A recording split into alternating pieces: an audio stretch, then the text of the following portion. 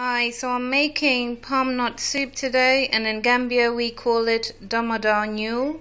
Knool literally means the palmnut fruit itself. So I have chicken broiler. You can of course use meat that you want to use. I have, this is red sea bream. It's the headless one. I got 3 of them in the bag for $5.99. That's catfish. I have a video on this. I just put them in the oven, just trying to replicate the smoked catfish. Okay, sorry about that. Then I have smoked mackerel. I also have the bitter tomatoes, some okra, Scotch bonnet peppers, and onions. I have stock cubes, salt, and that's the palmnut fruit itself, cream, and we'll be using that. And I have tomato puree and chopped tomatoes. Now the first thing I'm going to do is I'm going to parboil this chicken. This is something I do all the time now because for me, as I've said in my other videos, I just prefer to do it. You don't actually have to do this step. You can just go ahead and go straight on, but I'm going to parboil it, and that's just to take all that boiling stuff, I don't know what to call it, out of the chicken, and I'll show you how I do that. But then again, I will also explain how you can just go ahead and carry on doing it as most people would do. So I've just turned the cooker on, and I have this medium-sized pot. It's got water in there. It's cold water, and I'm just going to put the chicken in there.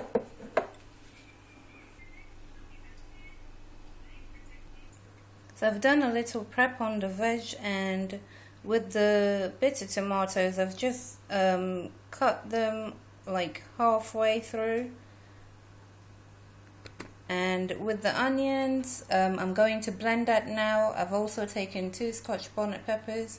I'm going to be blending that with the onions and the chopped tomatoes. I'm going to do this in 2 batches, just because my blender is a little small and I want to make sure everything is blended very well.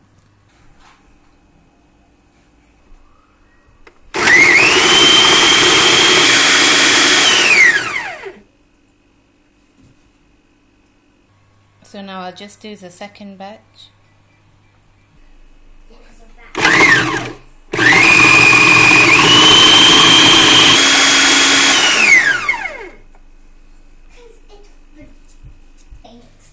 So that's done.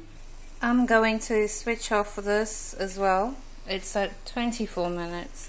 And basically this is just what I wanted to do. So the chicken isn't cooked thoroughly, of course, but I want to now pick it out and just begin cooking. So we'll come to the actual... Put the chicken in there. There's nothing there at the moment. Just turned the heat of the cooker back on. And I've brought forward the onions, peppers, and the chopped tomatoes. I'll do that off camera. I don't want to splash everywhere. But what I'll do now is add some cold water, and that's just from, I'm just using the kettle, but it's cold.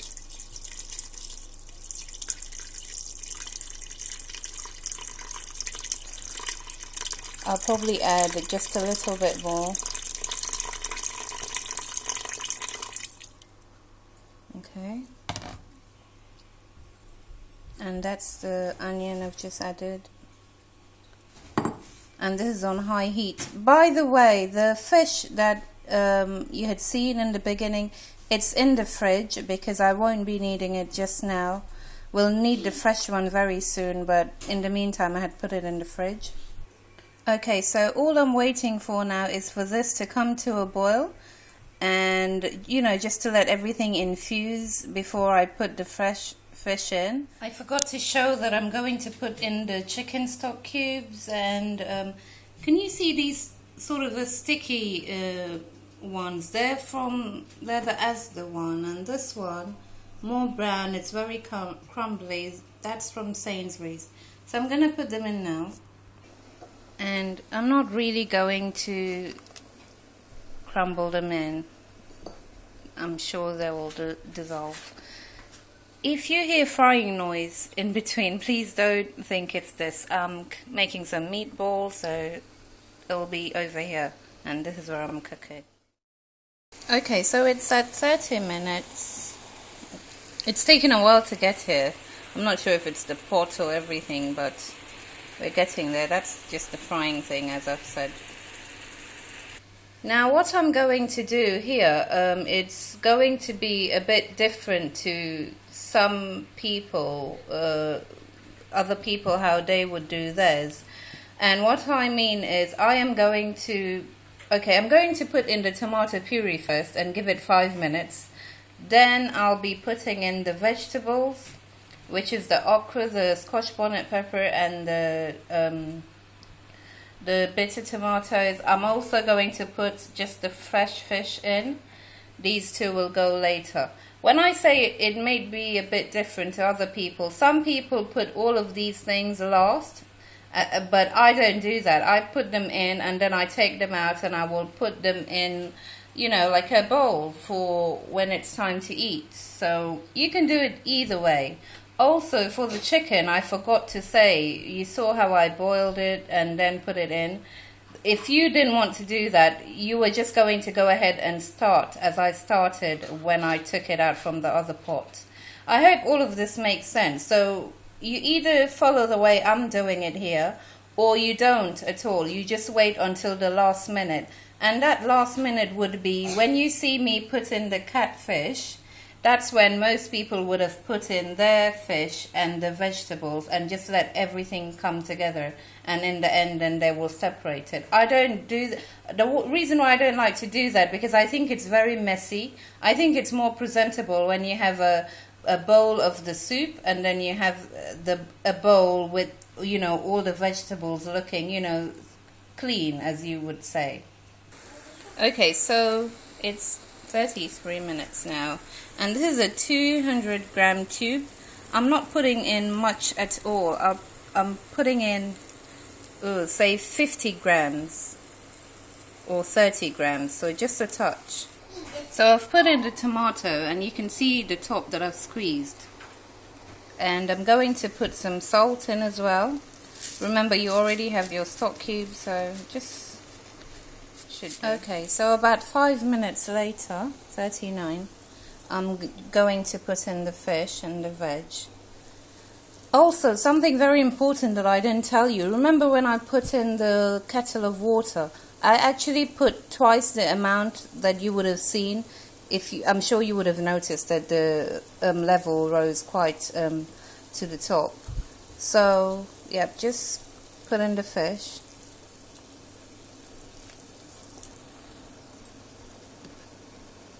The last piece. Also, I've cut them to my liking. Now the veg.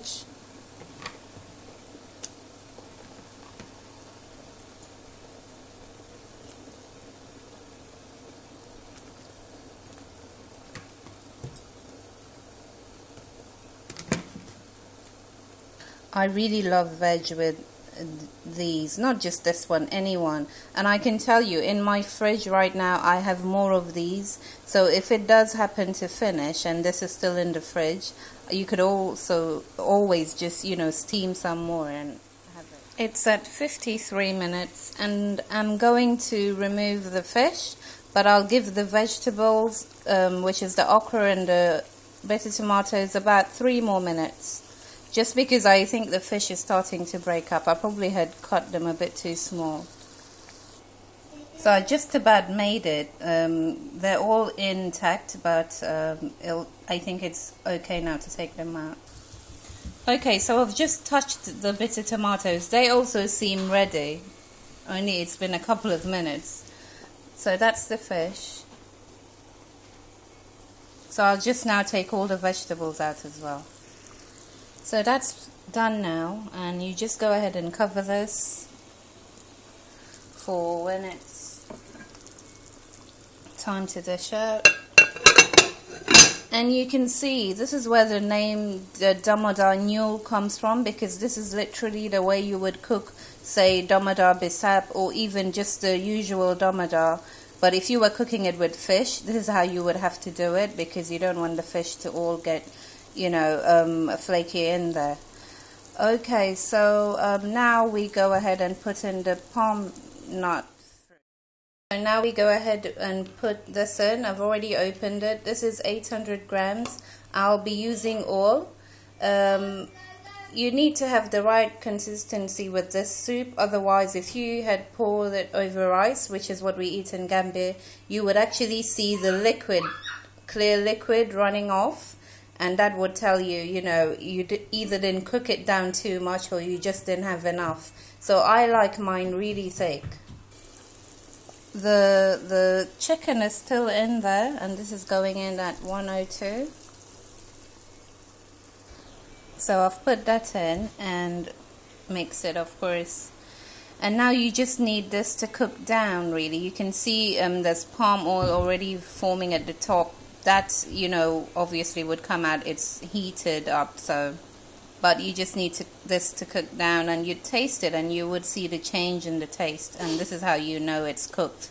I don't think you can just say that the palm oil is at the top and it's cooked, because it isn't such. So you're going to need to go in there and taste it. You can literally taste the rawness of the fruit, you know, when it's not cooked. And this is the only time I'm going to sort of bring near the cover. By the way, this whole process has been done on high heat.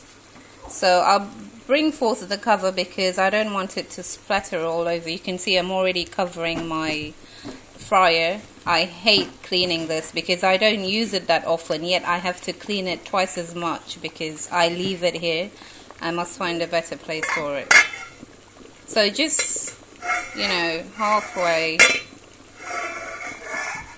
Okay, there you go. So like that. So it's at 121. And what I'll do now is I'm going to flake the mackerel fillets. I'll also put the catfish in together with that. With the catfish, I'm not really bothered if it crumbles. I'm not really looking to take them out as they are. As you can see, I only have a bit. I only put it in there because I really like the flavor of it. And I just wanted to show you this. I've been looking for these for ages. These are peeled beans which we'll use to make olele. I have a video on that. So I went to a shop and I found this. This is 75 grams for $2.25. So excited. I only got one because the shop is very near to where I am. So I thought I could always get some more. Then I went to another shop and all of a sudden now I'm seeing it everywhere. So I saw this one. This is 1.5 kilos and it was only $3.49. This brand is a Nigerian brand, and they had is it Dunn's River, that brand, the Jamaican one, and that one was selling at $5.49. Same quantity. I wondered what the difference was. In fact, I thought the guy probably made a mistake with this one. So I quickly bought it and left the shop. Also, here it says cowpeas or black-eye beans. I've been looking at this on Google, and I really can't find a definitive answer. Some people are saying cowpeas is the same as black-eye beans. However, that doesn't seem, you know, likely, because I've seen the pictures of cowpeas and they're almost like multicolored, the skin anyway. I'm not sure what it looks like when you peel it, but yeah, black eye beans doesn't look like that. Yeah, so I'm confident that this is the right stuff. Yeah, so really excited about this. I hate peeling beans, really do.